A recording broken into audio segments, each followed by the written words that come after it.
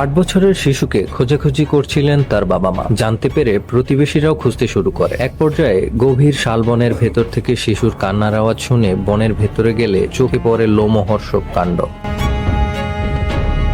আরমান নামের এক যুবক সহ শিশুটিকে পাওয়া যায় আপত্তিকর অবস্থায়। আরমান ও শিশুটির কাছ থেকে স্থানীয়রা জানতে পারেন ইয়াবা সেবনের পর আরমান তাকে ধর্ষণ করে ও ভিডিও ধারণ করে। এরপর কথামতো আরমানের ফোন চেক করলে দেখা যায় সেই ভিডিও ইতোমধ্যে তার কয়েকজন বন্ধুকে শেয়ার করেছে। পরে স্থানীয়রা শিশুটিকে উদ্ধার করে ধর্ষককে গণধোলাই দিয়ে আটকে রেখে পুলিশে খবর দেন।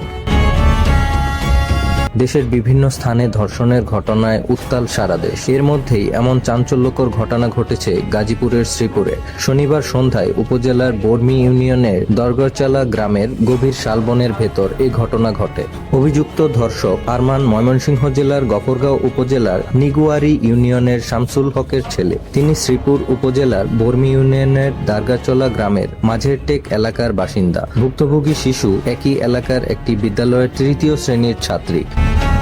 শ্রীপুর থানার পরিদর্শক শামীম আক্তার বলেন, খবর পেয়ে ঘটনাস্থলে গিয়ে শিশুটিকে উদ্ধার করে পুলিশ হেফাজতে নেওয়া হয়েছে। অভিযুক্তকে আটকের পর তার মোবাইল ফোন জব্দ করে ধারণ করা কয়েকটি ভিডিও উদ্ধার করা হয়। সময়ের কলম, নিউজ ডেস্ক।